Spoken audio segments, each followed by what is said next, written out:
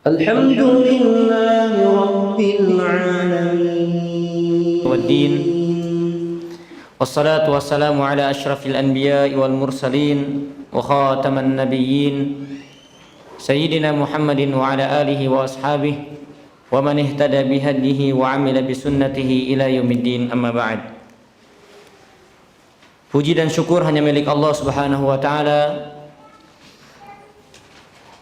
dan kewajiban kita untuk senantiasa bersyukur atas semua nikmat yang Allah karuniakan juga limpahkan kepada kita semuanya.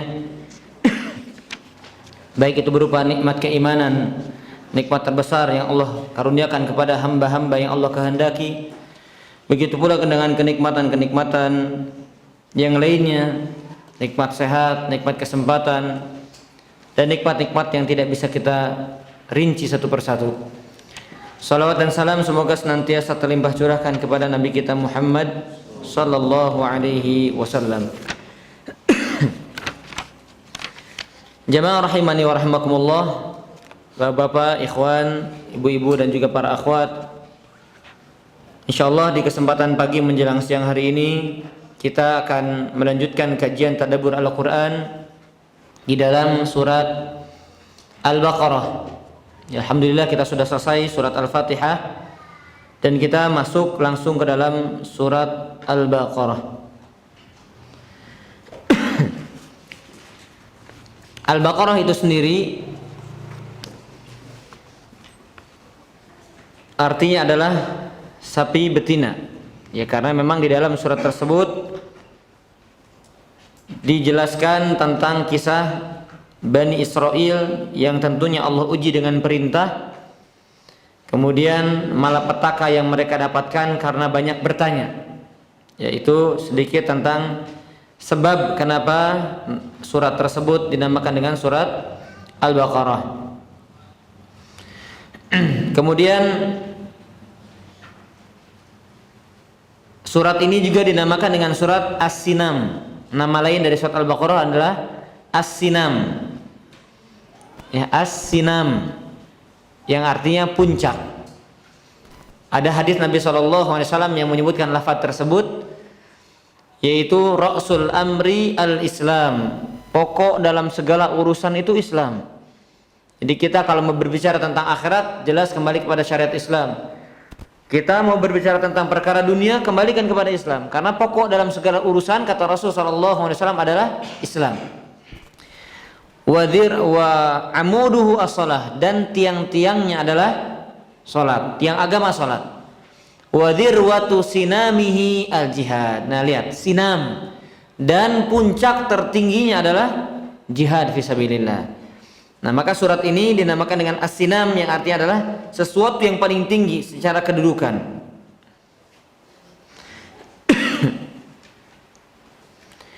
Kenapa dinamakan dengan nama tersebut? Karena surat Al-Baqarah adalah surat yang paling banyak menjelaskan tentang rincian manhaj Rabbani.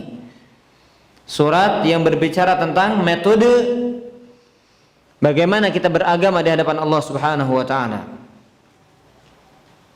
Maka surat Al-Baqarah ini bagaikan puncak tertingginya dalam Al-Quran. Ya. Jadi kalau di unta mungkin ada punggungnya begitu, ada punuknya. Nah, kalau dalam surat itu surat Al-Baqarah adalah kedudukan yang paling tingginya, bagaikan punuk di unta tersebut.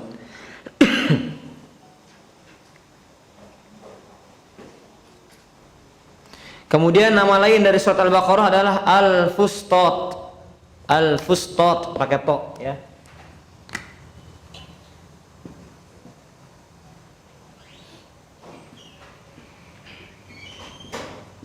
Al-Fustat. Ini nama lain. Mungkin kita baru mendengar ya seumur hidup nih. Nama lain dari surat Al-Baqarah adalah surat Al-Fustat. Artinya adalah kemah. Artinya adalah kemah atau tenda.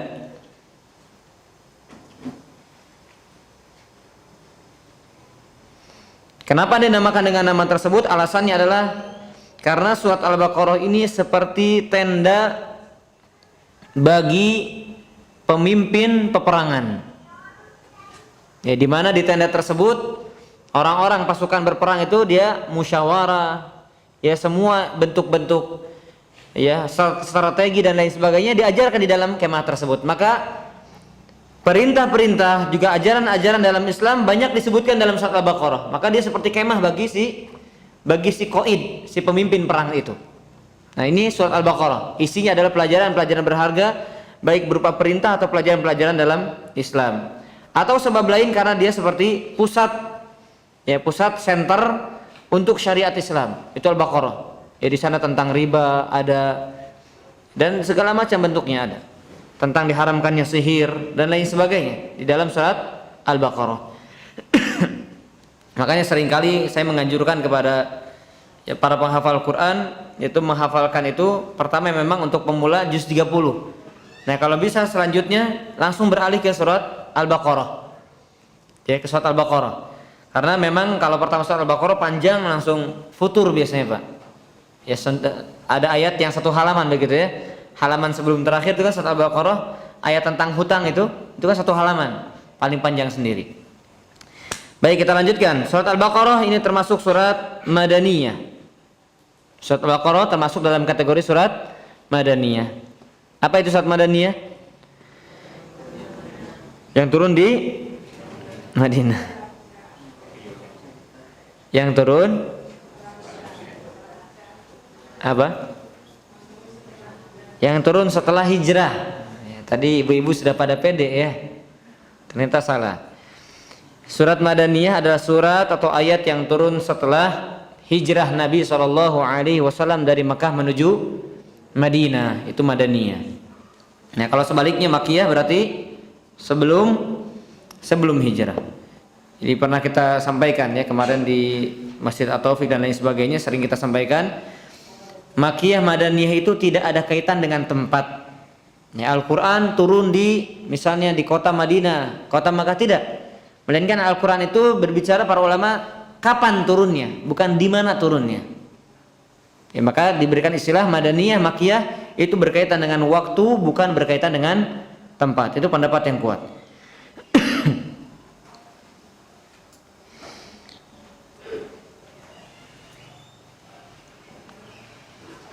Baik, jemaah rahimani wa rahmakumullah. Nanti keutamaan-keutamaan dan lain sebagainya kita akan sampaikan. Namun kita akan lebih fokuskan dulu pada pembahasan tadabbur Al-Qur'annya. Allah Subhanahu wa taala berfirman, "A'udzu billahi minasyaitonir rajim. Bismillahirrahmanirrahim. Alif Lam Mim." Alif Lam Mim, Bapak Ibu sekalian rahimani wa rahimakumullah, ini para ulama berbeda pendapat apakah ada artinya atau tidak.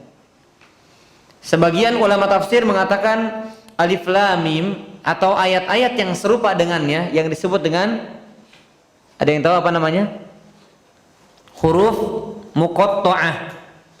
Huruf yang dibaca per huruf. Jadi kita nggak baca alam, asak, kahaya aso gitu ya, enggak ya? Kahaya tidak ya, alar begitu. Enggak, tapi kita baca satu-satu. Alif lam ro, alif lam mim. Maka ini disebut dalam istilah tajwid disebut dengan huruf muqatta'ah.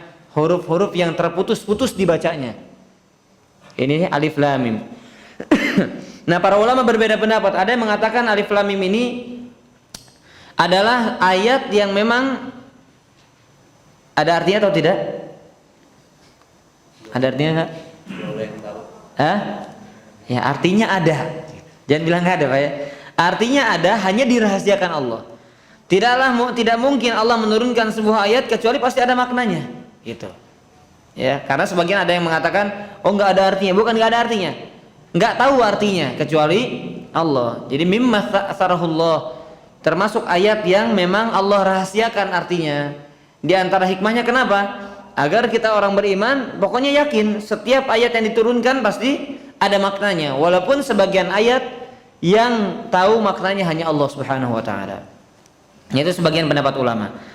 Ada dalam riwayat lain, ya Allah alam riwayatnya di sini mungkin diperselisihkan dari Ibnu Abbas dan lain sebagainya. Alif lam mim termasuk ismun min asma'illah. Jadi ayat-ayat yang seperti ini Pak, alif lam mim, alif lam ra, ain sin qaf, yasin dan lain sebagainya, ada yang mengatakan itu termasuk nama dari nama-nama Allah. Ya, nama Allah alif lam mim, ada yang mengatakan seperti itu. Tapi saya langsung sampaikan yang rajih karena riwayatnya langsung dari Abu Bakar, sahabat Abu Bakar, Umar, Utsman dan Ali, juga Ibnu Mas'ud. Jadi empat sahabat yang menjadi khulafaur rasyidin itu sepakat. Alif lam mim adalah ayat yang artinya tidak diketahui atau dirahasiakan oleh Allah Subhanahu wa taala. Alif lam mim adalah ayat yang tidak diketahui artinya kecuali Allah Subhanahu wa taala, atau ayat yang memiliki makna namun dirahasiakan oleh Allah Subhanahu wa taala.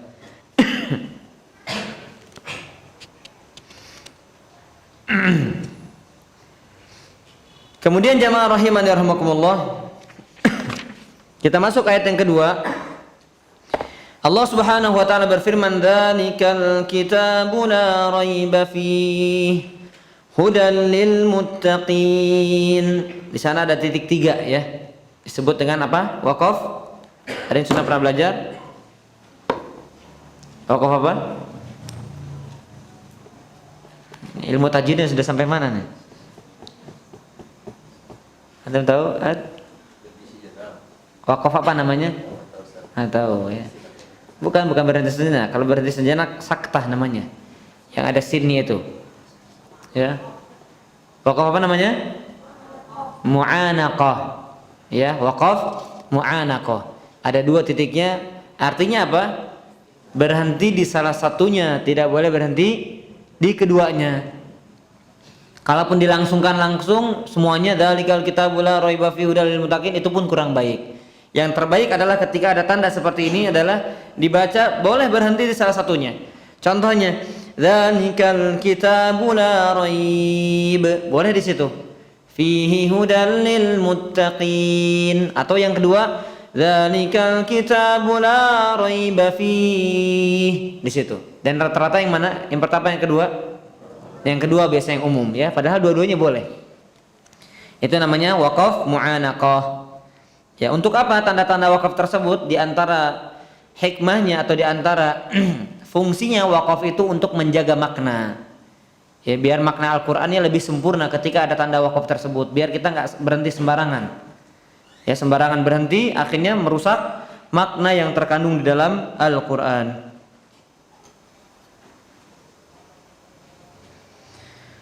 Allah Subhanahu wa taala mengatakan, dzalikal kitabu la raiba fihi. Dzalika dalam bahasa Arab biasanya artinya itu. Tapi di dalam bahasa Arab seringkali itu diartikan ini. Atau itu bermakna ini, atau sebaliknya ini diartikan dengan itu. Maka dzalika di sini artinya adalah hadza. Ya, dzalika di sini artinya adalah hadza. Artinya ini Alkitab. Kalau diterjemahan apa artinya? Saya pengen tahu. Hah? Ini kan? Ya. Padahal kalau dalam sisi bahasa dzalika artinya apa? Itu. Nah, hanya saja berarti penerjemahnya alhamdulillah berarti kembali kepada tafsir. Ya, dzalika artinya kalau dalam bahasa Arab untuk menunjukkan sesuatu yang jauh. Dzalika itu. Misalnya saya menunjukkan jam itu. Dzalik, enggak boleh saya mengatakan hadza, enggak boleh. Ya, kalau hadza itu penggunaannya untuk sesuatu yang dekat. Hadza qalamun, ini pena contohnya. Adapun saya petunjuk dzalika itu untuk sesuatu yang jauh. Nah, tetapi dzalikal kitabu la raiba fi dalam ayat ini artinya dzalika ini. Ya, Allah menunjukkan ini Alkitab. Maksudnya Alkitab di sini adalah Al-Qur'an. Ya. Ini Alkitab atau inilah Alkitab yaitu Al-Qur'an la raiba fi. Sifatnya adalah tidak ada keraguan fihi sedikit pun di dalamnya. Ya, Al-Quran adalah kitab yang tidak ada keraguan sedikit pun di dalamnya. Maknanya sebagai khobar, sebagai kabar. Ini Al-Quran isinya nggak ada keraguan. Semua isinya benar. Semua isinya tidak ada yang bengkok, tidak ada yang salah. Tapi dalam tafsir lain sebagian ulama mengatakan seolah-olah kabar tersebut bentuknya perintah. Maksudnya bagaimana? Artinya, dzalikal kitabu la raiba fihi. Artinya, ini Al-Qur'an kalian enggak boleh ragu semua isi yang ada di dalamnya. Jadi artinya bisa 2, jemaah. La raiba fi di sini kabar, tidak ada keraguan di dalamnya, atau sebagai perintah. Jangan kalian ragu terhadap isi Al-Qur'an. Paham? Karena sebagian ulama tafsir dalam Ibnu Katsir mengatakan ini kabar tapi maknanya adalah larangan. Ini kabar tapi maknanya larangan, tidak boleh seseorang meragukan isi Al-Qur'an. Ya, la raiba fi, tidak boleh kalian ragu segala sesuatu yang tercantum di dalam Al-Qur'an.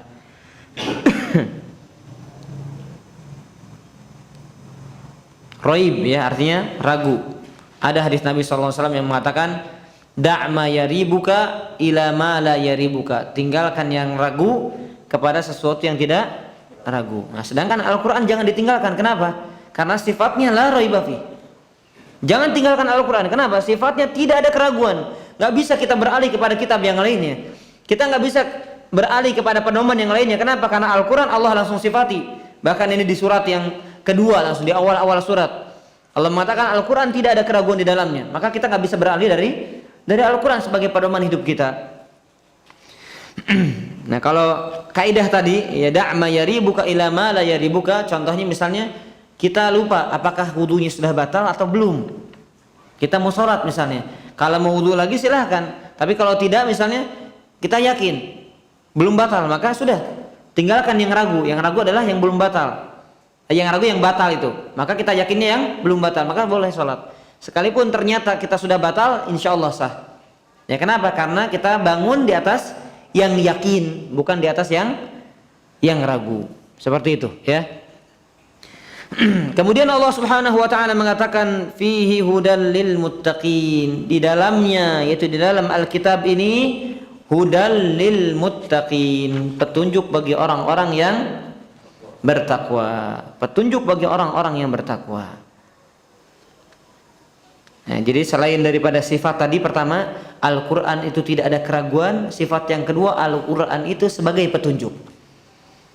Dalam ayat yang kedua ini sekali lagi sifatnya disebutkan dua. Pertama, Al-Quran tidak ada keraguan.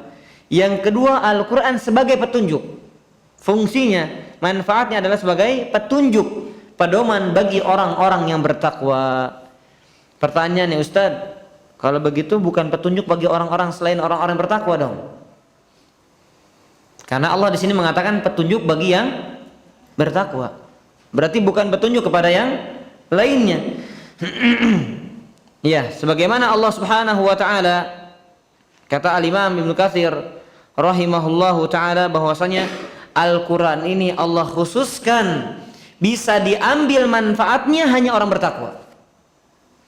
Jadi hati-hati Bapak Ibu sekalian, para jamaah sekalian, kalau kita baca Al-Quran tidak mendapatkan manfaat dari Al-Quran, jangan-jangan kita bukan orang yang bertakwa.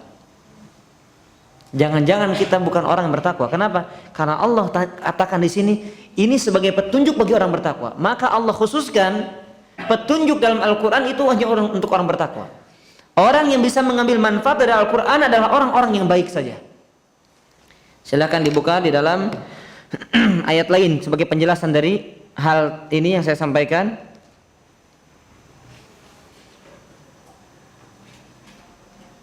Dalam surat Fussilat, dalam surat Fussilat ayat yang ke-46, 44, halaman ke-481, halaman 481 ayat 44.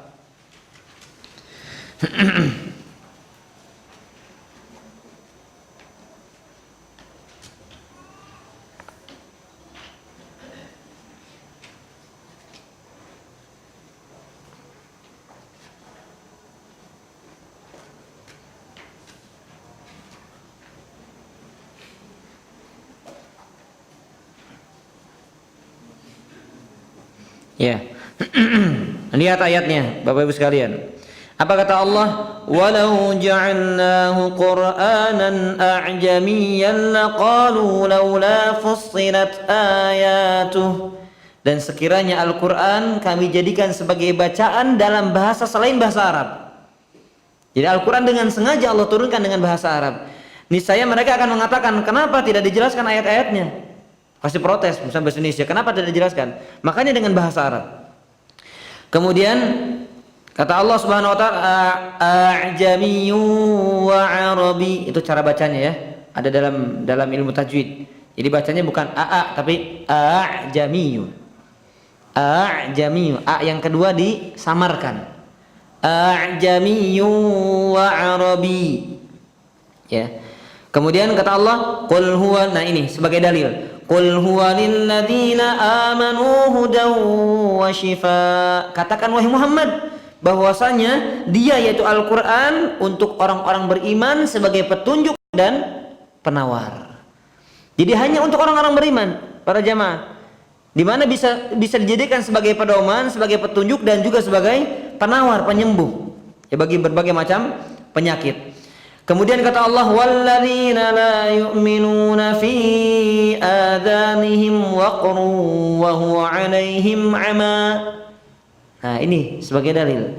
Dan bagi orang-orang yang tidak beriman, pada telinga mereka ada sumbatan. Jadi sekalipun mereka mendengar Al-Qur'an, sekalipun sehat telinganya, sehat pendengarannya, tapi mereka tidak bisa mengambil manfaat dari Al-Qur'an. Tidak sebagai petunjuk bagi mereka. Kenapa? Allah Subhanahu wa taala tidak jadikan, Allah Subhanahu wa taala tidak kehendaki kebaikan untuk mereka. Makanya sekalipun ada Al-Qur'an di sekitar mereka, bahkan mereka mungkin dengar, bahkan mereka bisa baca, tapi kalau Allah tidak bukakan hatinya, maka tidak akan menjadi sebagai hidayah bagi mereka semuanya. Nah, sedangkan bagi orang-orang beriman, khususnya di sini, kata Al-Imam Ibnu Katsir beliau mengatakan, walakin la yanaluhu illal abrar. Lihat kata Imam Ibnu Katsir, memang Allah khususkan ayat ini untuk orang-orang beriman bisa mendapatkan manfaat dari Al-Qur'an. Karena memang secara sifat Al-Qur'an itu sebagai petunjuk bagi mereka. Walakin, akan tetapi, la yanaluhu illal abrar, tidak akan mendapatkannya kecuali orang-orang yang soleh. Tidak akan mendapatkan manfaat dari Al-Qur'an kecuali orang-orang yang baik, al-abrar. Orang-orang yang baik atau orang-orang yang soleh. Ya, makanya itulah sifat di antara sifat orang beriman. Ketika dibacakan Al-Qur'an, bagaimana sikap mereka? Wa idza tuliyat 'alaihim ayatuhu zadatuhum, Al-Anfal ayat yang kedua. Bermanfaat, langsung dibacakan ayat langsung bertambah keimanannya. Ya, wa idza tuliyat 'alaihim ayatu zadatuhum imana wa 'ala idza dzukirallahu wajilat qulubuhum. Apabila disebut nama Allah, bergetar hati mereka. Wa idza tuliyat 'alaihim ayatuh, kalau dibacakan ayat-ayatnya, zadatuhum imana, maka bertambah keimanan mereka. Kenapa? Karena sebagai petunjuk dan bermanfaat. Tetapi bagi orang-orang yang dia Islam, dia muttaqin, dia bertakwa tapi tidak baik, maka mungkin kadar manfaatnya lebih sedikit, tidak akan sama. Qul hal yastawil ladzina ya'lamun wal ladzina la ya'lamun.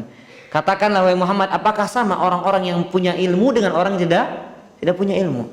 Maka orang yang memahami bagaimana Al-Qur'an, ketika dibacakan Al-Qur'an akan lebih berpengaruh pada dirinya dibandingkan orang-orang yang sedikit saja paham tentang Al-Qur'an, apalagi dengan orang yang tidak sama sekali paham terhadap Al-Qur'an. Nah, ini pentingnya para jamaah, kita kembali kepada Al-Qur'an karena dia sebagai petunjuk, pedoman semua kaum muslimin.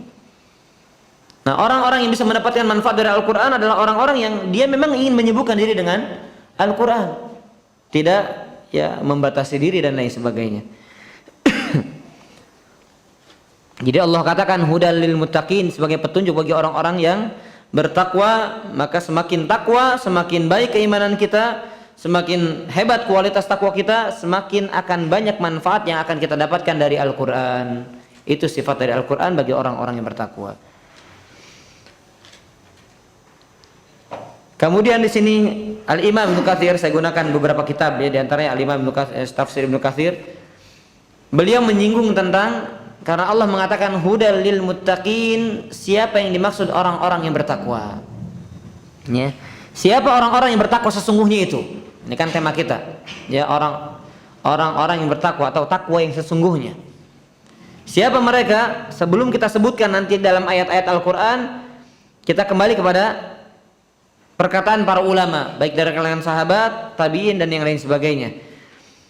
Mereka mengatakan, di antara Ibnu Abbas mengatakan al-muttaqin qala.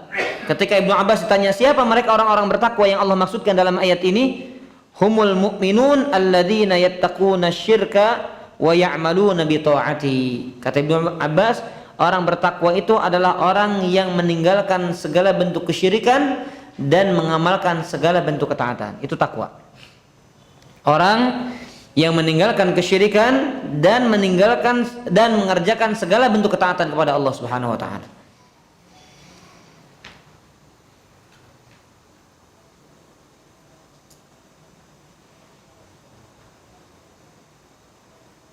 Kemudian dalam makna lain sebagaimana yang dikatakan oleh Al Hasan Al Basri dari kalangan tabi'in.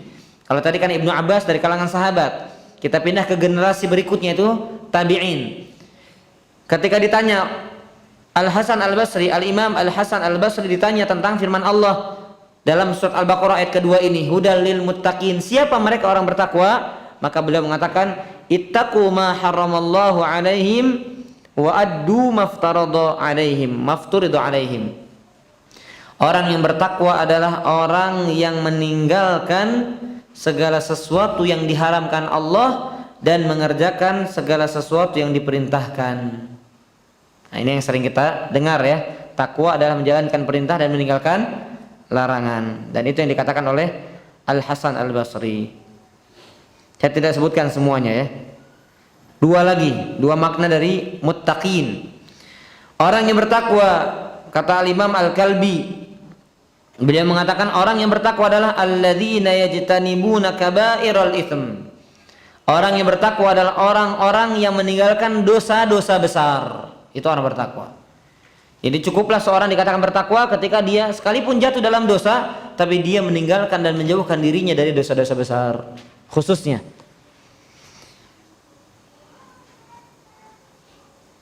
Kemudian yang terakhir, yang dimaksud dengan takwa dalam tafsiran lain sebagian ulama, mereka mengatakan selain daripada meninggalkan syirik, meninggalkan peribadatan selain Allah Subhanahu wa taala, wa akhlasullah al-ibadah, adalah mereka yang mengikhlaskan berbagai macam ibadah kepada Allah. Jadi murni, ketika beribadah kepada Allah benar-benar murni. Ibadahnya diperuntukkan dan ditujukan semata-mata untuk mengharapkan ridho Allah. Dan ini yang disebut dengan takwa. Ya, ini yang disebut dengan takwa.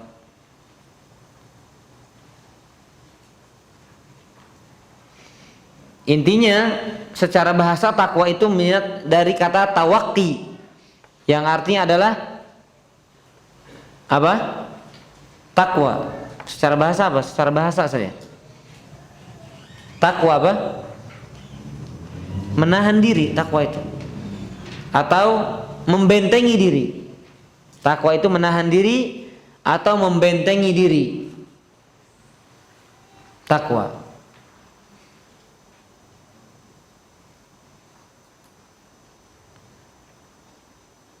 Makanya Nabi pernah mengatakan kepada Mu'adz bin Jabal ketika mengutusnya ke negeri mana? Yaman. Ya, kata Nabi, ittaqi da'watal madlum, wahai Mu'adz, takutlah kamu, hindari, bentengi diri kamu dari apa? Dari doa orang-orang yang terzalimi. Jadi jangan sampai kamu zalim akhirnya mereka berdoa keburukan. Kenapa? Fa innahu laisa bainahu wa bainallahi hijab. Karena doa orang terzalimi itu tidak ada penghalang antara doanya dengan Allah, langsung akan diijabah. Ya, ittaqi, kalimat dari Rasulullah apa? Ittaqi. Bukan takwalah wahai Ibnu Abbas, tidak, tapi hindari kamu, jaga diri kamu dari doa orang-orang yang terzalimi. Ketika kamu menzalimi, dia berdoa keburukan untukmu. Ini kalimat takwa dari kata wiqayah, dari kata tawakki, yaitu menjadikan perisai atau benteng yang menghalangi kita dari terjerumusnya kita ke dalam keburukan. Ya, makanya dalam lafaz lain ada yang mengatakan takwa itu antaj'al bainaka wa baina adzabillahi wiqayah. Engkau menjadikan benteng di mana engkau dan api neraka ada benteng tersebut. Dia terhalang, enggak masuk neraka. Itu yang dimaksud dengan takwa. Tayyib jemaah rahimani rahimakumullah. Takwa adalah anugerah yang paling besar yang Allah berikan kepada umat manusia. Secara mutlak, tidak ada anugerah yang lebih besar daripada takwa. Tidak ada anugerah yang lebih besar daripada takwa. Kalau disebutkan takwa masuk ke dalamnya iman, Islam, ihsan. Gitu ya. Karena takwa ini makna umum. Nanti kita berbicara misalnya iman, itu kan lebih condong kepada amalan-amalan hati. Islam, amalan-amalan yang Yang apa? Yang nampak. Makanya rukun-rukun iman ya, semuanya kan hati. Iman kepada Allah, iman kepada malaikat. Islam semuanya fisik. Asyhadu an la ilaha illallah dengan lisan. Kemudian sholat, kan, zakat, itu semuanya amalan-amalan yang nampak. Tapi kalau berbicara takwa, masuk di dalamnya makna iman, Islam, ihsan dan lain sebagainya. Nah, takwa adalah anugerah terbesar yang Allah berikan kepada seorang hamba.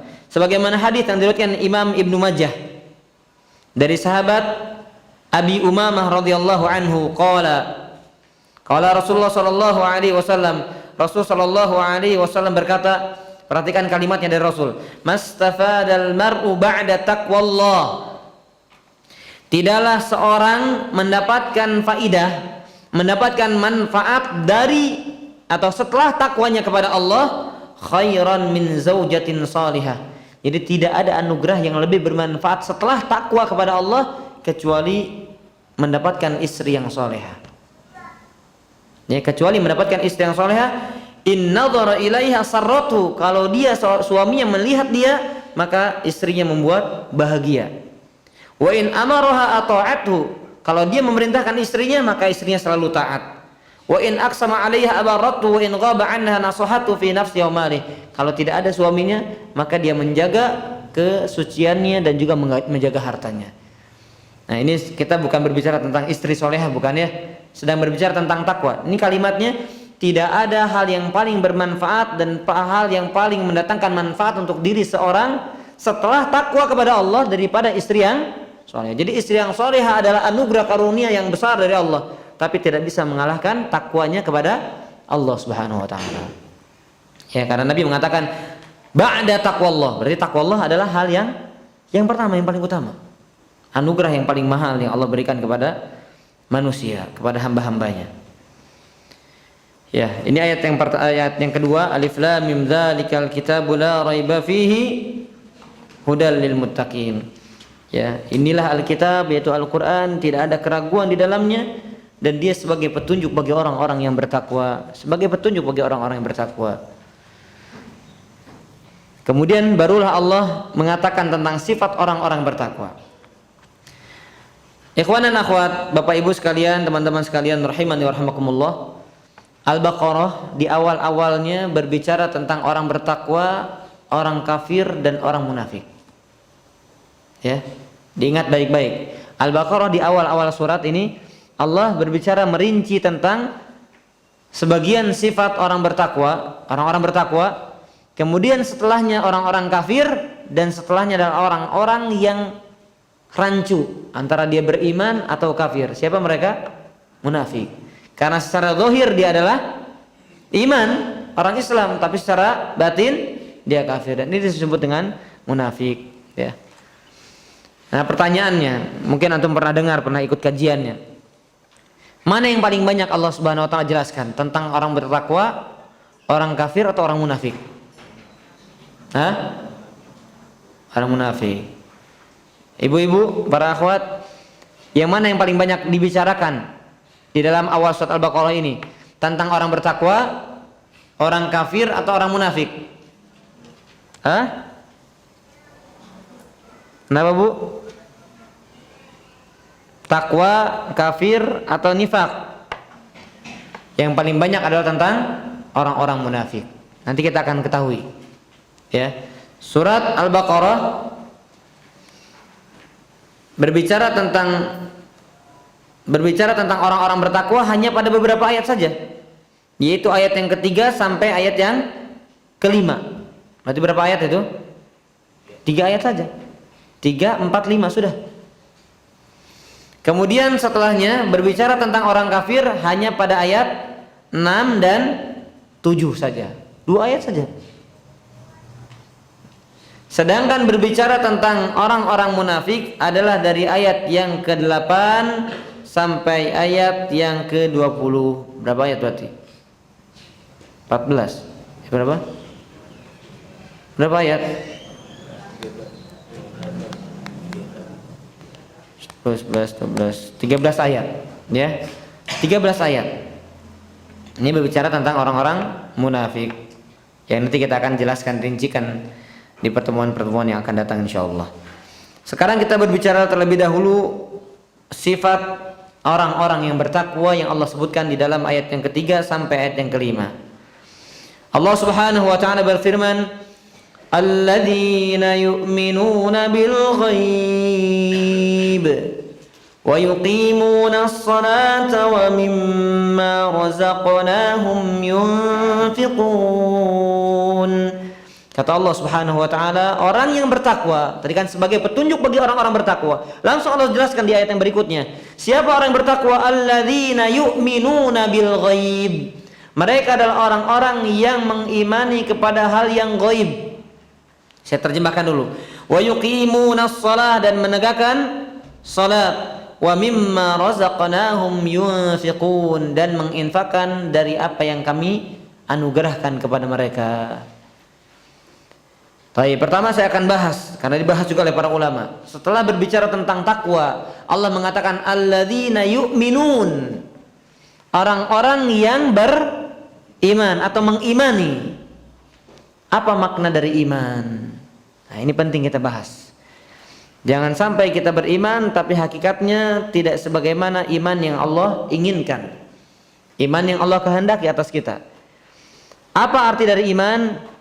Alladzina yu'minuna bil ghaib. Orang-orang yang beriman kepada yang ghaib.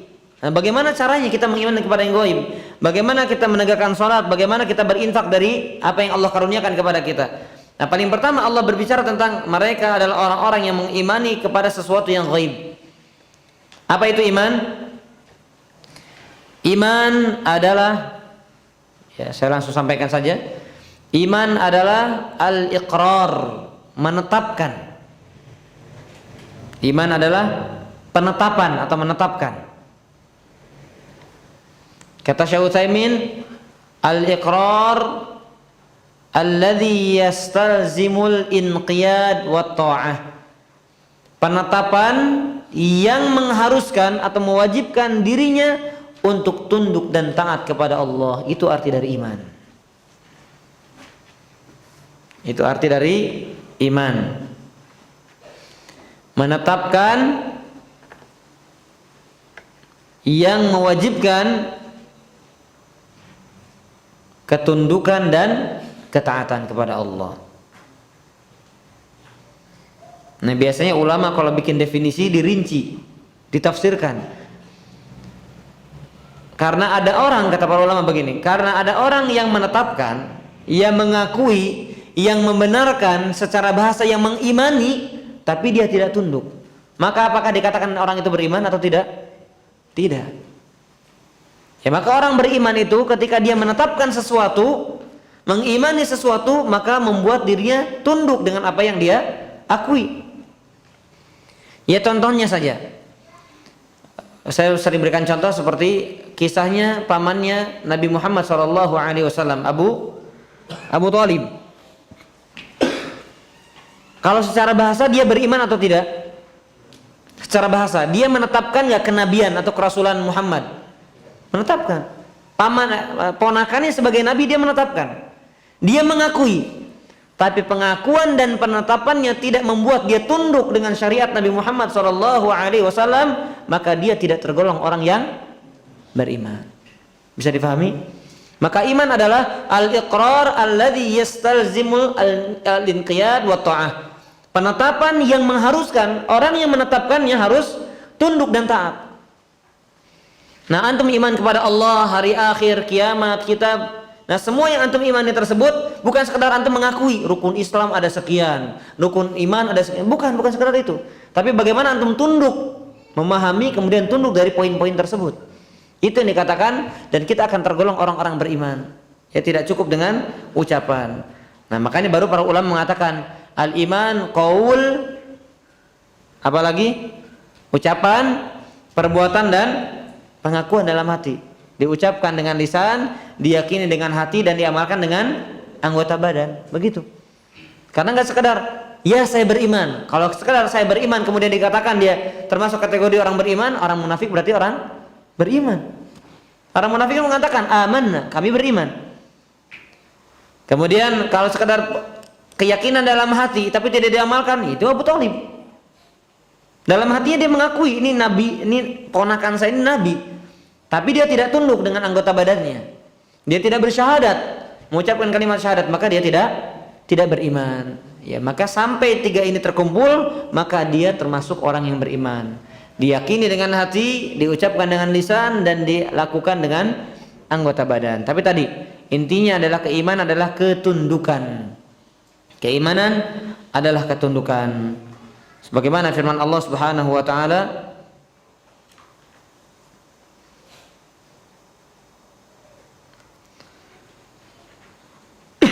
dalam surat An-Nur, ya, dalam surat An-Nur ayat yang ke-51.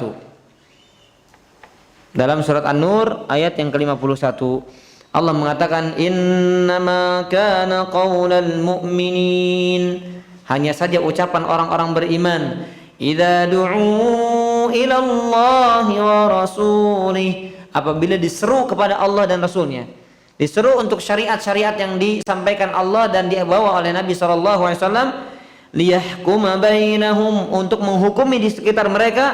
Apa kata mereka? Ayyaqulu sami'na wa ata'na, maka mereka tidak ada kata lain kecuali sami'na wa ata'na. Lihat, qaulal mu'minin, ucapan orang beriman, tidak ada yang lain, sudah tunduk langsung, ya, bukan sekedar pengucapan saja. Wa ulaika humul muflihun, dan mereka adalah orang-orang yang sukses, orang-orang yang beruntung. Kemudian jamaah rahimani wa rahimakumullah, iman dalam tafsiran lain artinya adalah, ya, sebagaimana diucapkan oleh Imam Ahmad dan lain sebagainya. Lebih jelas lagi, ucapan, perbuatan, keyakinan bertambah dan berkurang. Ya, ucapan, kemudian dia perbuatan, keyakinan dengan hati. Nah, tambahannya adalah iman itu bertambah dan berkurang. Bertambah dengan apa? Bitta'ah, dengan ketaatan. Wa yanqusu bil ma'siyah, dan berkurang dengan kemaksiatan. Ya, itu iman. Kenapa disampaikan hal tersebut? Karena ada sebagian kaum muslimin dari kalangan orang-orang yang, ya, tidak sejalan dengan Ahlus Sunnah wal Jamaah. Mereka mengakui adanya iman dalam diri seseorang, tetapi mereka meyakini bahwasanya iman itu tidak naik, tidak turun. Maka sebagian mereka mengatakan imannya Abu Bakar sama dengan imannya pelacur. Imannya Umar bin Khattab sama dengan imannya pemabuk yang sedang mabuk. Itu ada seperti itu. Kalau kita belajar akidah dijelaskan semuanya itu, ibu-ibu, ya. Jadi orang yang melakukan dosa, ya sudah sama saja imannya dengan orang yang sedang beribadah. Karena iman itu tidak naik, tidak turun. Ada yang berlebihan. Orang beriman kemudian dia melakukan dosa besar langsung kafir. Misalnya orang beriman dia berzina, kafir saat itu. Dia harus syahadat lagi. Ada itu pemahaman seperti itu. Ya, orang beriman, Pak, kita misalnya, atau kaum muslimin, ada yang berzina atau korupsi, karena dia dosa besar kafir langsung. Halal darahnya. Subhanallah. Sedangkan Ahlus Sunnah wal Jamaah menetapkan iman itu ucapan, perbuatan, keyakinan bertambah dan berkurang. Ketika orang melakukan ketaatan bertambah imannya. Ketika melakukan kemaksiatan tidak hilang langsung keimanannya, tapi berkurang saja. Ya, antum yang sedang bermaksiat, coba antum merasakan imannya lagi naik atau lagi turun? Lagi turun, tapi tidak hilang. Karena antum masih mengakui, ya, ketika azan berkumandang antum masih mengakui itu semuanya, ya, maka tidak hilang. Itu Ahlus Sunnah wal Jamaah.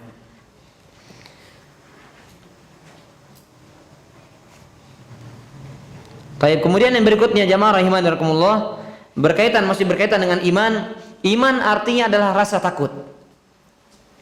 Iman artinya adalah rasa takut.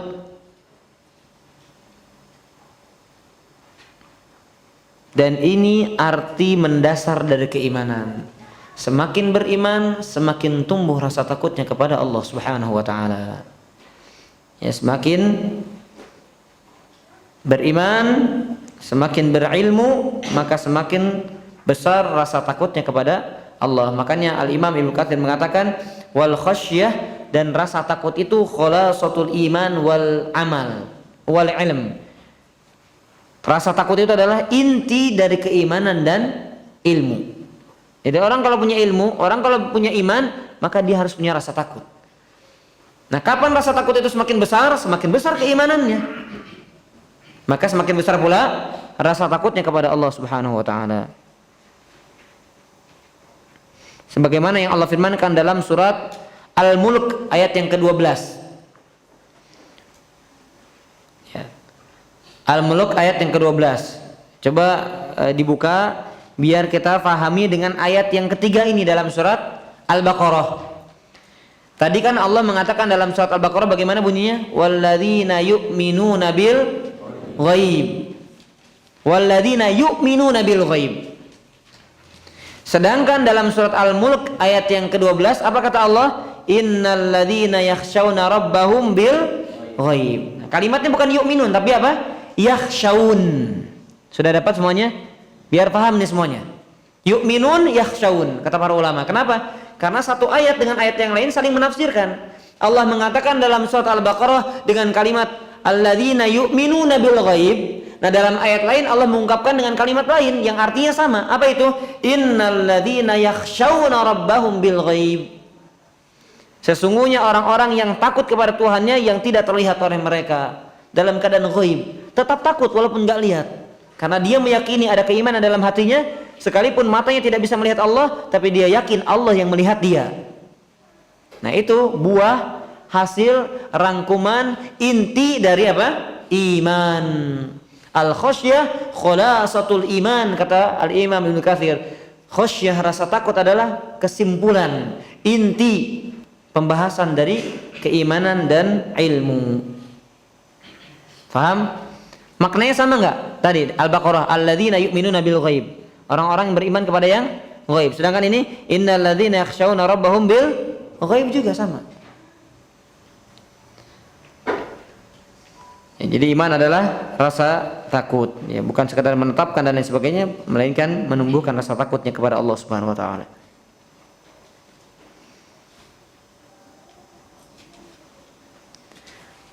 Adapun yang berikutnya berkaitan dengan makna al-ghaib. Apa itu al-ghaib? Alladzina yu'minuna bil ghaib.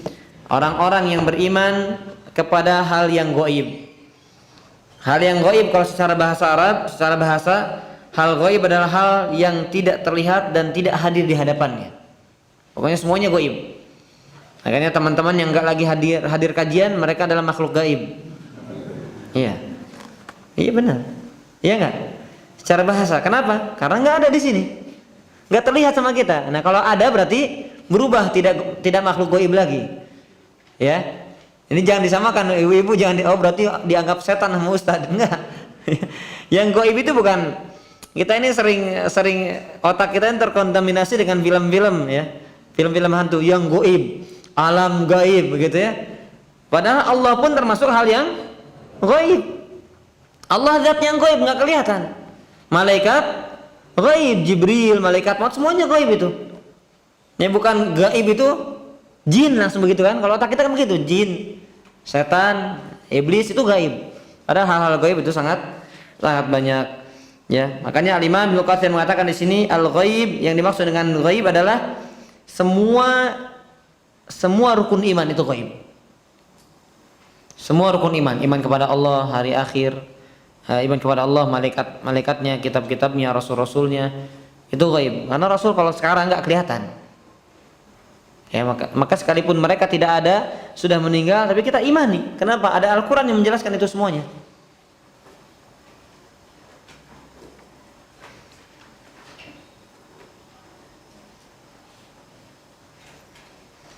Atau yang gaib adalah segala sesuatu yang tidak nampak, baik itu urusan atau perkara tentang surga dan neraka. Surga dan neraka gaib atau nampak? Gaib, nggak kelihatan. Tapi nanti kalau kita masuk, dia termasuk gaib lagi tidak? Tidak. Nah begitu. Nah, tadi ya nggak kajian ke sini berarti dia makhluk gaib. Nanti kalau kita lihat baru berubah menjadi tidak gaib. Paham? Sama seperti surga. Surga gaib, neraka gaib. Tapi kalau sudah masuk ke dalam surga, naudzubillah kalau neraka, naudzubillah min dzalik. Masuk ke dalam surga, apakah kita akan mengatakan kita beriman kepada yang gaib? Tidak, karena kita sudah melihatnya. Begitu kepada Allah, ketika Allah menyingkapkan tirainya kemudian diperlihatkan kepada orang-orang beriman. Semoga kita termasuk orang-orang yang melihat wajah Allah Subhanahu wa taala. Disingkapkan tirainya Allah Subhanahu wa taala, melihat. Apakah Allah gaib? Tidak, karena terlihat. Nah, sekarang kita tidak melihat tapi kita beriman. Itulah hebatnya orang beriman. Alladzina yu'minuna bil ghaib, maka mereka termasuk orang bertakwa. Kenapa? Sekalipun tidak lihat, tapi hati mereka beriman. Ya. Sekalipun tidak lihat, enggak lihat Allah, tapi melihat dengan tanda-tandanya. Enggak lihat surga, enggak lihat neraka, tapi lihat dengan firman-firmannya. Begitu. Enggak ketemu dengan nabi, tapi ada hadis-hadisnya, maka beriman. Itulah luar biasanya. Makanya Allah seringkali memuji orang-orang bertakwa dan orang-orang beriman. Mereka tidak hadir, tidak melihat, apalagi kita ya. Kita yang tidak langsung melihat Nabi tapi kita beriman, itulah mereka ya, kita semuanya adalah orang-orang yang dirindukan oleh Nabi SAW. Ketika Nabi SAW akan wafat, apa yang dikatakannya? Ikhwani, ikhwani, saudaraku, saudaraku.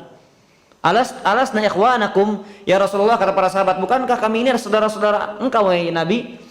La antum ashabi, tidak, kalian adalah sahabat-sahabatku. Ikhwanku, saudara-saudaraku siapa? Mereka yang beriman kepadaku setelahku sekalipun tidak melihat dan berjumpa denganku. Kitalah mudah-mudahan orang yang dirindukan Nabi SAW. Dan mudah-mudahan kita adalah orang yang ditunggu Nabi di haudnya.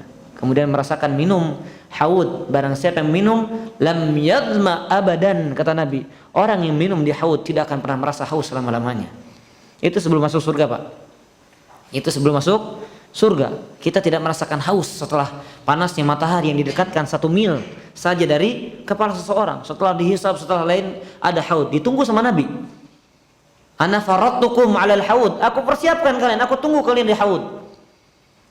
Dan kita berlindung kepada Allah dari orang-orang yang terhalang dari haud. Siapa mereka? Orang yang mengada-ngadakan dalam syariat. Itu akan dihalangi. Nabi bela, ya Allah dia umatku. Bukan. Karena mereka melakukan sesuatu yang tidak pernah kamu syariatkan setelah engkau meninggal, maka dihalangi dari haud tersebut. Padahal mereka termasuk orang-orang Islam.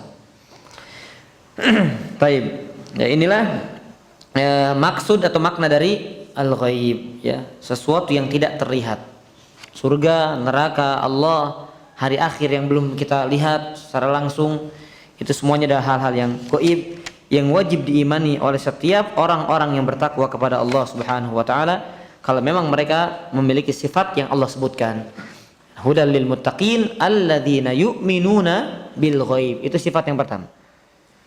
Kemudian sifat yang kedua, jamaah rahimani wa rahimakumullah, kata Allah Subhanahu wa taala, wa yuqimunas shalah. Subhanallah. Ini menunjukkan tentang pentingnya salat.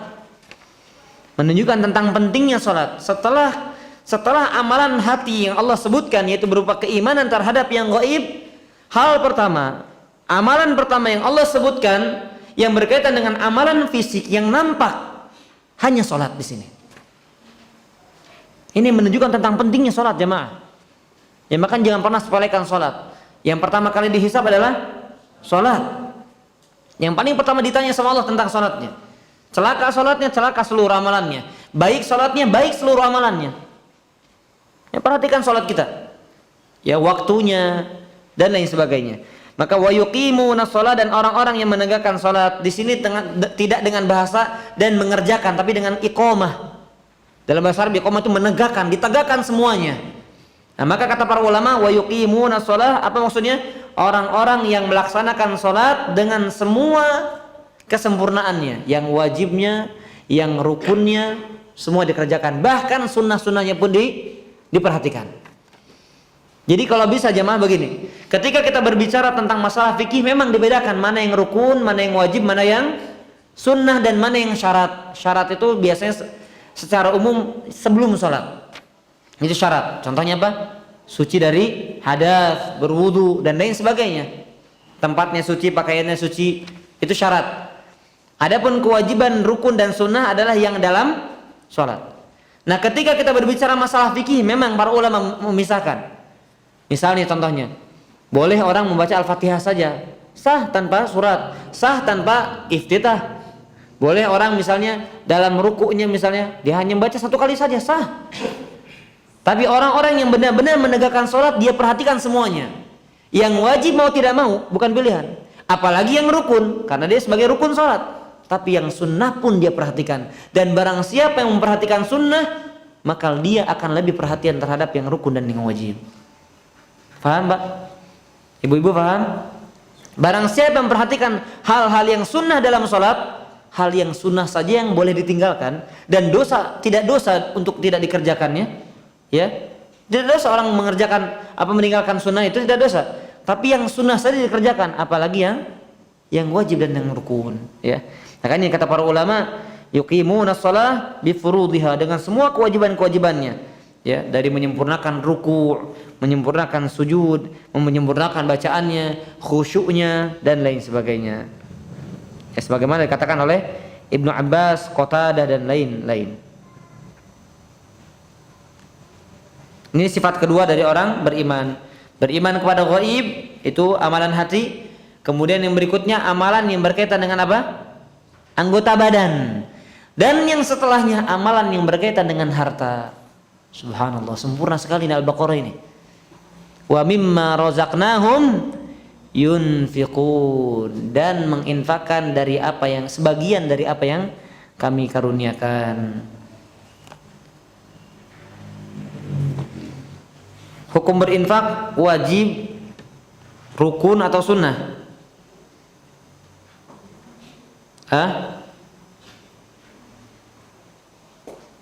Hukum berinfak wajib, sunnah atau rukun Islam? Ikhwan, dari ikhwan dulu. Hukum berinfak itu wajib atau sunnah? Nggak ada yang jawab. Wajib. Jadi orang kalau nggak berinfak sehari aja udah dosa. Ada yang wajib, ada yang sunnah. Baik, ibu-ibu dari akhwat, wajib atau sunnah infak itu? Sunnah. Berarti seumur hidup nggak usah berinfak, apa-apa, karena hukumnya sunnah. Begitu? Begitu bukan? Ya, ada yang wajib, ada yang sunnah, benar. Ada yang wajib, ada yang sunnah. Yang wajib infak modelnya apa? Bentuknya zakat mal. Dan bahkan dia termasuk rukun, bukan sekedar wajib. Rukun Islam kan? Syahadat, salat, zakat. Syahadat, salat, zakat. Sama seperti puasa. Apa hukum puasa? Ada yang wajib, ada yang sunnah. Yang wajib yang mana? Ramadan. Puasa nadar, itu yang wajib. Nah, begitu pula dengan infak. Infak kan kata umumnya, sedekah kata umumnya. Termasuk di dalamnya adalah rinciannya ya zakat mal, kemudian infak harian dan lain sebagainya. Nah, yang wajib adalah atau yang rukun adalah zakat mal yang mencapai nisab dan sudah haul, sudah berputar selama 1 tahun. Tapi ketika kita berbicara tentang infak, lihat kata Allah, di antara tanda orang yang bertakwa adalah orang yang menginfakkan sebagian hartanya. Anda bisa bayangkan, ini berkaitan dengan harta. Allah Subhanahu wa taala berfirman, antum buka biar paham. Surat At-Tolak ayat yang ke-7. Silakan dibuka jamaah, ikhwan maupun akhwat. Surat At-Tolak ayat yang ke-7, halaman 559. Halaman 559. Pakai halaman aja biar gampang. Halaman dalam Al-Qur'an 559.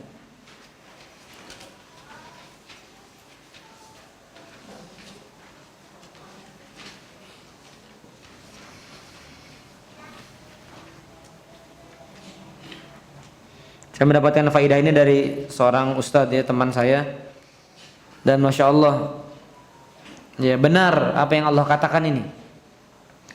Jadi masalah infak, jamaah, ibu dan bapak sekalian, masalah infak itu usahakan untuk kita keluarkan. Kalau bisa setiap hari. Karena kalimatnya begini, lihat. Ini kita jangan, saya nggak menjadikan tolak ukur terjemahan ini. Saya pahami dengan tafsiran, ya. Jadi saya nggak berpatokan pada terjemahannya. Allah mengatakan liyunfiq dzu sa'atin min sa'ati. Hendaklah orang yang punya kemampuan berinfak sesuai dengan kadar kemampuannya. Jadi mohon maaf ibu bapak, kalau ibu bapak termasuk orang-orang yang kaya, jangan sama infaknya dengan orang-orang yang punya keterbatasan dalam harta. Ustadz bukannya bebas berapa aja? Iya bebas, memang bebas. Tapi lihat kembali kepada ayat ini, liyunfiq dzu sa'ati min sa'ati. Kalimatnya min sa'ati. Orang yang punya kelebihan, dia menginfakkan dari kelebihan itu, dari harta yang banyak itu. Dan Allah tidak mengatakan orang yang punya kemampuan silahkan berinfak semaunya, bukan. Tapi dari kelebihan harta. Jadi jangan ngirit begitu. Jangan pengiritan dalam masalah infak. Kemudian lihat, apakah Allah memberikan udzur untuk tidak berinfak? Tidak. Tidak ada udzur untuk tidak berinfak. Subhanallah. Ayat ini yang berbicara. Ya Allah yang mengatakan, apa kata Allah? Wa man qudira 'alaihi rizquhu falyunfiq mimma ataahu Allah. Dan barang siapa yang terbatas, yang sempit rizkinya, apakah Allah mengatakan kemudian begini ibu-ibu? Lihat, harusnya kan begini kan? Orang yang tidak mampu, kayak sholat. Orang yang tidak mampu, apakah langsung dikatakan gak usah sholat? Ya, tidak mampu berdiri maka duduk, tidak mampu duduk maka berbaring. Begitu pula dengan infak. Begitu pula dengan infak. Orang yang mampu banyak harus banyak. Ibu bapak sekalian, orang yang kaya nih di sini kalau ada orang kaya, yang mampu banyak harus banyak. Dari kebanyakan harta itu diberikan, jangan sama misalnya masjid dia punya miliaran, ada orang punya cuma recehan, dia nyumbang cuma 5.000, orang yang kaya 5.000 juga, keterlaluan itu namanya. Walaupun tidak dosa, saya katakan tidak dosa, karena memang sunnah hukumnya bukan zakat mal, ya Pak ya. Tapi dari ayat ini kalau kita mau renungi secara mendalam, dia infakkan dari kelebihan harta tersebut, bukan dari yang paling sedikitnya, bukan. Kemudian lihat, ketika Allah berbicara tentang bagi orang yang sempit, Allah tidak mengatakan ya sudah nggak usah berinfak, tapi kata Allah falyunfik, tetap berinfak. Barang siapa yang disempit, yang hartanya terbatas, tetap Allah mengatakan falyunfik mimma atahullah. Pokoknya tetap berinfak dari apa yang Allah anugerahkan kepadanya. Ini bahasa enaknya, bahasa biar dipahaminya. Tetap berinfak, nggak ada alasan untuk tidak berinfak. Misalnya dia tidak punya berupa uang, ya dia bisa berupa makanan, berupa pakaian yang bisa dia infakkan. Maka kata sebagian ulama mengatakan ya tidak ada udzur untuk tidak berinfak. Subhanallah, ya. Dan bahkan orang-orang yang meninggal, orang-orang yang ajalnya mendekat kepadanya, kemudian dicabut nyawanya oleh Allah Subhanahu wa taala, yang diharapkan apa? Untuk bisa berinfak. Hidup kemudian bisa berinfak. Di dalam surah Al-Munafiqun, ya, di ayat kedua, ayat yang terakhir, Allah mengatakan, ya, kata Allah Subhanahu wa taala, wa anfiqu mimma razaqnakum min qabli an ya'tiya ahadakumul maut. Berinfaklah dari apa yang kami karuniakan kepada kalian sebelum datang kematian. Fayaqula rabbi laula akhartani ila ajalin qarib. Nah, mereka ketika sekarat, jamaah, ya, ketika sekarat apa yang mereka katakan? Hendaknya ada waktu sesaat untuk apa? Fa asaddaqu wa akum minas solihin, agar aku bisa bersedekah. Itu yang pertama dikatakan, agar aku bisa bersedekah, berinfak. Ini menunjukkan agungnya berinfak dan bersedekah. Bahkan di antara keutamaan yang kita ketahui bersama dalam riwayat Bukhari Muslim, seorang pezina yang diampuni dosa-dosanya karena bersedekah kepada seekor anjing. Kepada seekor anjing saja bisa menghapuskan dosanya, apalagi kepada seorang mukmin, kepada seorang yang bertakwa dan lain sebagainya. Ini sifat yang keberapa berarti? 3 ya, sifat yang ketiga. Kemudian yang berikutnya, dan contoh ya, saya ingin sampaikan contoh utama dalam masalah infak itu ya tentu Rasul, jelas. Tapi Rasul kan diberikan keterbatasan dalam masalah harta. Memang Allah takdirkan beliau miskin. Tapi contoh yang paling ya fenomenal begitu ya, paling viral dan terkenal, orang yang hebat dalam berinfak siapa? Abu Bakar As-Siddiq radhiyallahu anhu. Ya, semoga nama saya sebagai doa ya. Semoga nama saya sebagai doa ketika Allah karuniakan harta, saya bisa berinfak sebagaimana infaknya Abu Bakar radhiyallahu anhu. Itu Abu Bakar As-Siddiq. Tidak pernah ada sejarah orang yang mengalahkan. Wallahu alam kalau di masa yang akan datang. Tapi di masa dulu ya, tidak ada orang yang sehebat Abu Bakar dalam masalah infak. Dan Umar pun mengakui itu. Saya tidak bisa mengalahkan Abu Bakar dalam masalah ini. Ya. Dan sedekah, kenapa dinamakan sedekah jemaah? Sedekah itu kan artinya sedekah. Sedekah dari kalimat semuanya kembali kepada 3 huruf ini. Sedekah. Apa arti sedekah? Sadaqallahul azim. Masa pada enggak tahu sadaqallahul azim apa? Maha benar Allah. Baru menyambung semuanya. Sedekah berarti artinya benar. Sedekah dari kalimat ini juga sama. Asal katanya semuanya dari 3 huruf ini. Sedekah. Enggak jauh kan, cuma nambah tun saja. Sedekah tun. Apa itu sedekah? Sedekah kan harta yang kita keluarkan. Itu kan sedekah. Tapi kenapa diberikan istilah sedekah? Begitu, ya. Sedekah kan harta yang kita keluarkan. Harta itu kan bisa berupa uang, pakaian, tenaga dan lain sebagainya. Tapi kenapa istilahnya disebut dengan sedekah yang kembali kepada 3 huruf ini, sedekah? Karena kata para ulama, sedekah menunjukkan tentang benar dan jujurnya iman seseorang. Subhanallah, sedekah itu menunjukkan kejujuran dan kebenaran iman seseorang di hadapan Allah. Maka semakin dia nggak mikir-mikir masalah sedekah, berarti semakin jujur keimanan di hadapan Allah. Kenapa? Karena dia yakin secara kasat mata, secara hitung-hitungan dia, uang yang dia keluarkan hilang. Tapi dia yakin Allah Subhanahu wa taala jadikan tabungan di akhirat dan dia yakin Allah akan ganti. Itu sedekah. Ya, saya mengatakan ini jemaah bukan berarti Ustaz udah nggak mikir-mikir masalah sedekah. Kata siapa? Saya masih mikir-mikir juga jemaah. Aduh, ini nanti buat anak, buat ini kurang nggak nih? Nanti buat ini pembagiannya bagaimana? Masih. Tapi kita semuanya kalau sudah tahu ilmunya berusaha tanamkan keimanan, keyakinan kita. Allah pasti ganti, sudah begitu. Dan yang paling kita tanamkan bukan ganti di dunia, bukan, tapi ganti di akhirat kelak. Akhirat kelak.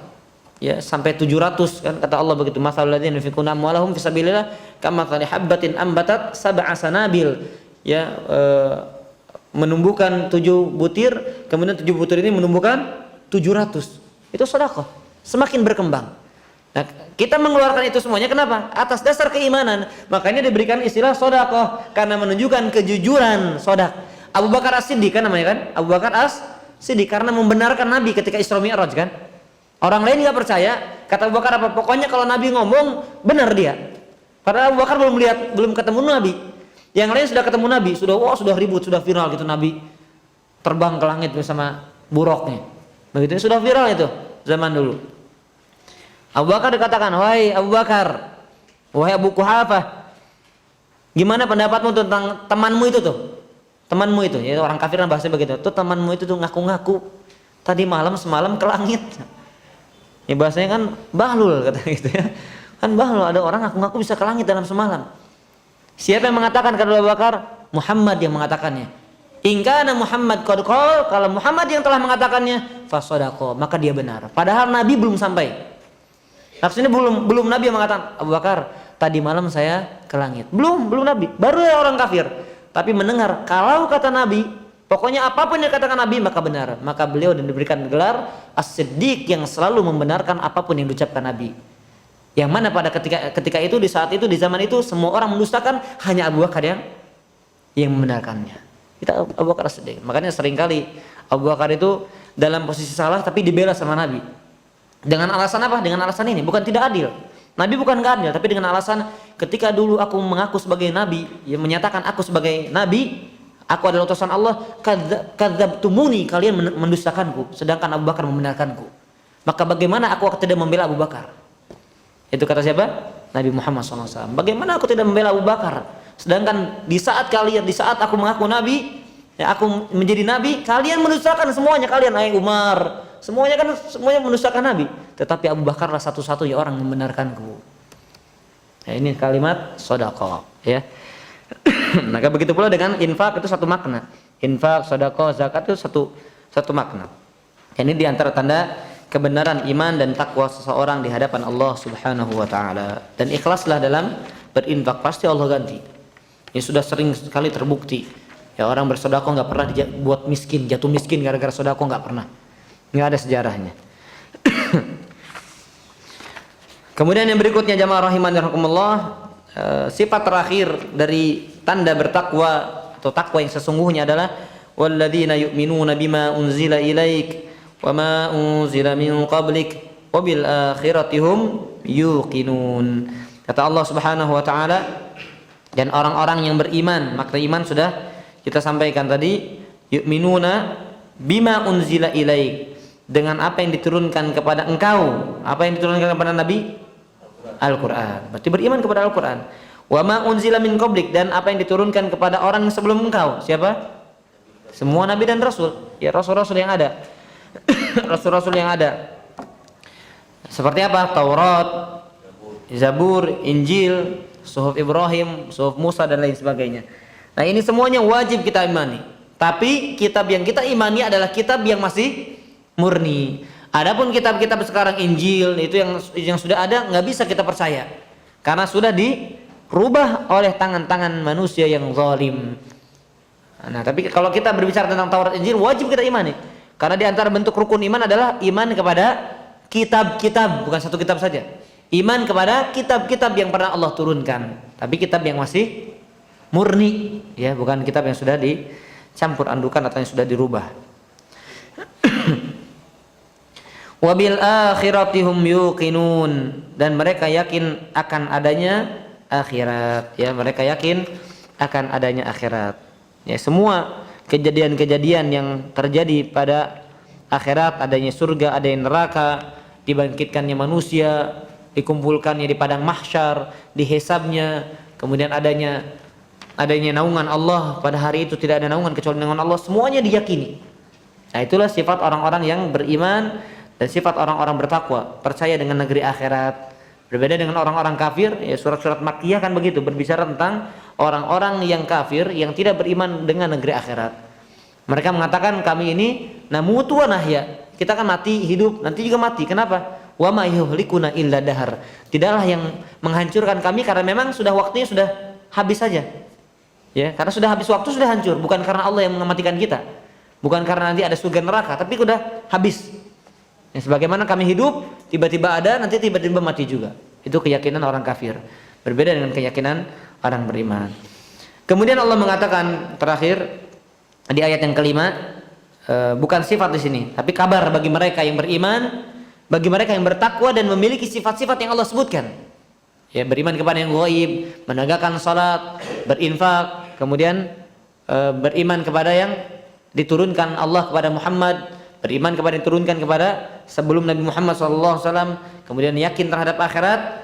Kemudian kata Allah Subhanahu wa taala, ulaika ala hudam mir rabbihim, mereka berada di atas petunjuk dari Rabb mereka, yaitu Allah Subhanahu wa taala, wa ulaika humul muflihun, dan itulah orang-orang yang beruntung. Ya, seringkali disebutkan dengan kata-kata muflih. Ya, orang beruntung itu orang-orang yang benar-benar sukses, nggak ada kerugian yang dia dapatkan, itu beruntung sekali. Yaitu bahasa Arabnya muflih, orang yang beruntung. Tapi ini mungkin yang bisa disampaikan jemaah berkenaan dengan tadabbur Al-Quran surat Al-Baqarah dari ayat yang pertama sampai ayat yang kelima, yang mana ini berbicara tentang sifat-sifat orang-orang bertakwa, di mana kita memohon kepada Allah di akhir kajian ini, mudah-mudahan Allah Subhanahu wa taala golongkan kita termasuk orang-orang yang bertakwa dengan takwa yang sesungguhnya. Ya, haqqa tuqatih, haqqa tuqatih, takwa yang sesungguhnya. Nah, perintah Allah begitu, ya ayyuhalladzina amanu taqullaha haqqa tuqatih. Wahai orang-orang beriman, bertakwa kepada Allah, bukan sekadar bertakwa tapi haqqa tuqatih, dengan keimanan atau ketakwaan yang sesungguhnya. Wallahu a'lam bishawab. Silahkan kalau ada pertanyaan, kami berikan waktu sebelum nanti ditutup. Barakallahu fikum.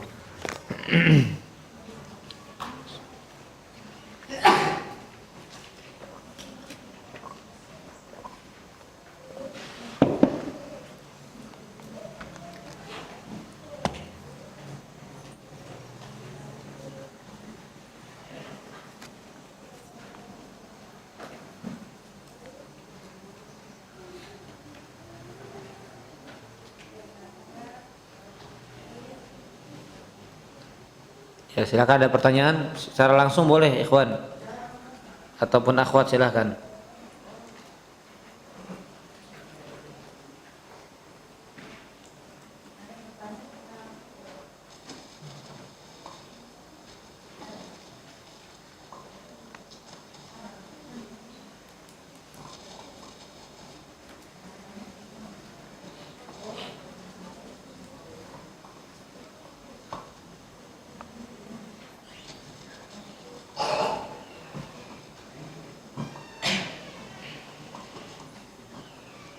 Assalamualaikum warahmatullahi wabarakatuh.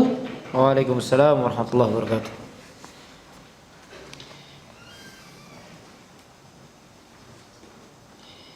Tadi ada disebutkan Ustadz tentang yang dimaksud dengan orang-orang bertakwa menurut Imam Al-Kalbi. Al-Kalbi. Al-Kalbi. Oke, orang-orang yang meninggalkan dosa-dosa besar. Ini apakah ada rentang waktunya? Karena dalam perjalanan hidup seseorang bisa saja dia terjerumus sebelumnya kepada dosa-dosa besar dan di akhir hidupnya itu malah dia menjadi lebih baik. Ya, baik. Jazakumullah. Ya. Ya, orang-orang yang bertakwa yang sesungguhnya, kata Imam Al-Kalbi, adalah orang-orang yang menjauhi dirinya dari dosa-dosa besar. Itu diantara sifat khusus mereka. Adapun orang-orang yang bertakwa kemudian terjerumus dalam dosa-dosa besar, itu karena khilaf mereka. Ya, karena khilafan. Tidak ada orang yang bisa menjamin dirinya tidak terjerumus ke dalam dosa-dosa besar. Tapi kalau orang yang sudah benar-benar menjauhi dirinya dari dosa besar setelah mereka menyadarinya, atau kalau sudah terjerumus kemudian dia bertobat tidak mengulanginya lagi, nah inilah ketakwaan yang sesungguhnya. Ya, bukan berarti nggak pernah sama sekali, bukan begitu, Bu. Orang bertakwa adalah orang nggak pernah sekali, tetapi orang yang menjauhkan dirinya dari dosa-dosa besar. Kalaupun terjatuh, dia menyadari itu, ingat Allah dan segera bertobat kepada Allah Subhanahu wa taala. Ya. Begitu. Begitu maksudnya, Ibu.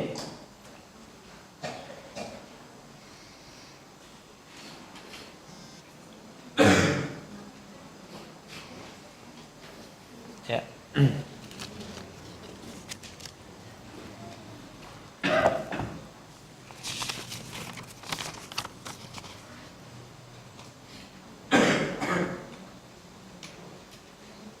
Assalamualaikum warahmatullahi wabarakatuh. Apakah sholat tidak khusyuk itu tanda iman turun? Bagaimana caranya supaya kembali lagi?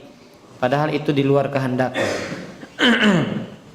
Ya, sholat tidak khusyuk menunjukkan tentang keimanan dia juga. Kalau keimanannya baik, maka akan menghantarkan dia kepada kekhusyuan sholat. Imannya tidak baik, maka menghantarkan kepada ketidakkhusyuan dalam sholatnya. Maka bagaimana cara mengembalikannya? Tingkatkan lagi, dicas lagi imannya. Jadi kuatkan lagi imanannya yang akan mewariskan dan menumbuhkan kekhusyuan dalam hatinya ketika dia melaksanakan ibadah, baik itu sholat ataupun ketika dia zikir ataupun dia khusyuk ketika pengajian dan lain sebagainya. Padahal itu di luar kehendak. Ya, kita nggak bisa mengatakan kalimat ini, Ibu, ya, atau siapa yang bertanya ini. Namanya tidak khusyuk itu akibat, di antara akibatnya atau di antara sebabnya adalah karena dosa-dosa kita. Ya, kita memang menghendaki untuk khusyuk, tapi karena dosa yang menghalanginya, keimanan lemah yang menghalangi itu, maka kita hanya mendapatkan kekhusyuan yang sedikit atau bahkan hilangnya rasa khusyuk dalam sholat. Maka itu sebabnya itu kita sendiri, bukan di luar kehendak.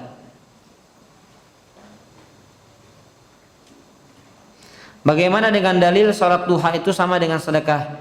Bisakah sholat tersebut sebagai pengganti infak materi?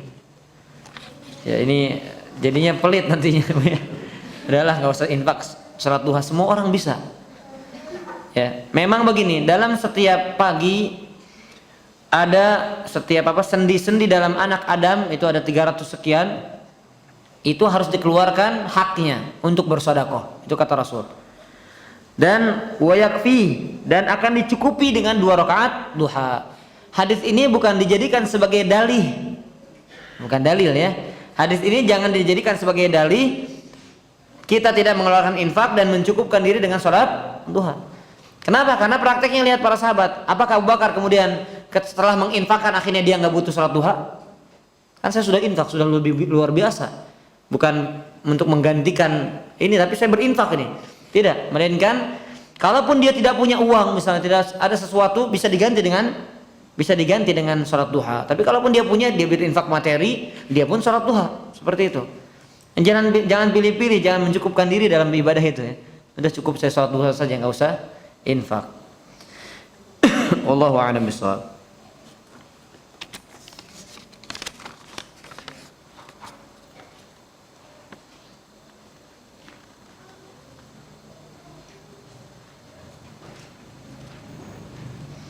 Assalamualaikum warahmatullahi wabarakatuh. Ustaz, bolehkah kita update status, ya? Misal lagi di mana atau makan di mana. Niatnya supaya orang-orang tahu informasi apa itu riya, Ustaz. Tergantung niatnya. Ya, tergantung niatnya. Kalau dia sedang haji, sedang umroh, sedang sholat difoto. Gitu, ya. Keren sekali, siapa yang motoin? niatnya untuk populer, niatnya untuk dipuji, maka dia terjerumus kepada riya, ibadahnya batal. Ibadahnya sedikit pun tidak diterima di sisi Allah karena dia mengharapkan selain Allah, dan ini termasuk bentuk kesyirikan. Walaupun dengan kata lain dia adalah syirik kecil, tapi syirik kecil adalah dosa besar. Syirik kecil sekecil-kecil syirik adalah dosa besar. Maka tergantung, misalnya kalau menginformasikan saya di Bandung, biar teman-teman di Bandung pada ikut ngumpul, tahu oh kita di Bandung. Karena kalau kita japri satu-satu capek, itu beda niatnya. Tapi kalau kita untuk pamer, wah saya di hotel ini nih, saya kaya berarti, saya makan ini nih, saya mampu berarti, maka itu semuanya akan membahayakan hati kita. Ya, hati kita ini lemah, maka lebih baik kita menjaganya. Allahu a'lam bishawab. Yang terakhir ya sebagai penutup, setelah ini baru kita akan bertanya. Mungkin yang pink ini akan diberikan untuk akhwat yang menjawab, dan yang biru untuk ikhwan. Atau sebaliknya, barangkali ada pinky boy juga di sini ya. Buat mahar ya.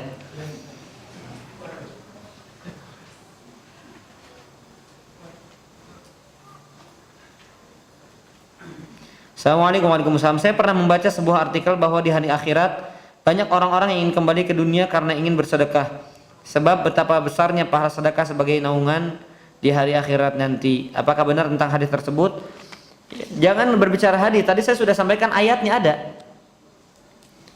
Ya, jangankan berbicara tentang hadis, tapi ayatnya sudah jelas. Fa'as-saddaq wa akum minasolihin. Aku pasti akan bersedekah. Hidup kembali, diberikan waktu, aku akan bersedekah, dan termasuk orang-orang yang soleh. Tapi bukan khusus, ya bukan khusus mereka itu berharap bersedekah saja. Karena dalam ayat lain, contohnya dalam ayat Surat Al-Mu'minun, ya, dalam Surat Al-Mu'minun ayat 99 sampai 100. Ini ayat umum. Kalau tadi ayat berarti khusus. Ya, khusus berbicara tentang sedekah. Nah, sedangkan Surat Al-Mu'minun kata Allah, hatta idza jaa ahaduhumul maut qala rabbi irji'un. Demikianlah keadaan orang-orang kafir hingga apabila datang kematian kepada seorang di antara mereka, dia berkata, apa? Ya Tuhanku, kembalikan aku ke dunia. Apa yang mereka harapkan? La'alli a'malu salihan fima tarak. Aku dapat berbuat kebaikan, amal soleh yang telah aku lalaikan. Jadi ayat ini umum. Intinya mereka orang-orang yang telah menyesal dengan dosa-dosanya dan kekufuran, ingin bisa kembali ke dunia untuk bisa melakukan amal soleh, apapun amal solehnya. Dan disebutkan dalam ayat lain tentang sedekah, menunjukkan besarnya pahala sedekah. Ya, menunjukkan tentang besarnya pahala sedekah, tapi bukan kekhususan mereka khusus ingin kembali ke dunia untuk bersedekah saja, tidak. Melainkan bisa juga amal-amal soleh lainnya. Seperti juga orang-orang berjihad, ketika mereka terbunuh mati syahid, mereka dikembalikan ingin apa? Ingin berperang kembali dan terbunuh kembali mati syahid. Begitu ya, menunjukkan tentang keagungan amalan-amalan yang memang disebutkan secara khusus, syahid, sedekah dan lain sebagainya. Allahu a'lam bishawab. Baik, pertanyaan untuk diberikan hadiahnya. Pendek saja ya.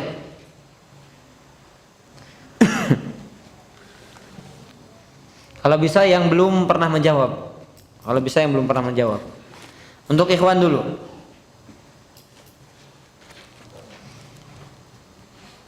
Ya, jangan baca ya kalau bisa ya. Dengan bahasa sendiri, dengan pemahaman sendiri, tapi tidak keluar dari apa yang kita sampaikan. Sebutkan salah satu definisi dari takwa kepada Allah, tapi tidak yang umum. Ya, tidak yang umum, menjalankan perintah, meninggalkan larangan, tidak itu. Selain daripada itu. Silahkan ikhwan. Ya, silakan.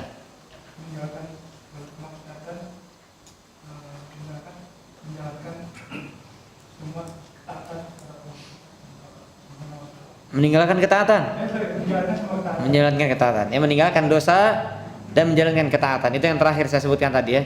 Baik, barakallahu fiik. Silakan nanti diambil ya. Yang berikutnya untuk akhwat, satu saja. Untuk akhwat, sebutkan 3 hal yang termasuk kategori ghaib, tapi bukan orang yang nggak datang kajian. 3 hal, apa saja yang dikatakan ghaib? Sudah simpel saja. Assalamualaikum warahmatullahi wabarakatuh. Apa saja? Ya, surga, neraka dan satu lagi Allah ya. Allah, malaikat dan lain-lain. Ya, gampang kan? Ya, biar cepat aja Bu ya. Baik. Barakallahu fiik. Terima kasih atas kehadirannya. Semoga Allah Subhanahu wa taala membalas duduk-duduknya kita di sini dengan pahala yang terbaik dari Allah Subhanahu wa taala. Waktu yang kita sediakan mudah-mudahan diganjar dengan pahala yang terbaik di surga Allah Subhanahu wa taala. Amin ya rabbal alamin. Mohon maaf kalau ada kalimat-kalimat atau penyampaian yang kurang berkenan dan yang salah, terutama saya meminta maaf dan juga mohon ampun kepada Allah Subhanahu wa taala. Kita tutup dengan doa kafaratul majlis. Subhanakallahumma bihamdika asyhadu an la ilaha illa anta astaghfiruka wa atubu ilaik. Sallallahu ala nabiyina Muhammad wa ala alihi wa sahbihi wasallam. Assalamualaikum warahmatullahi wabarakatuh.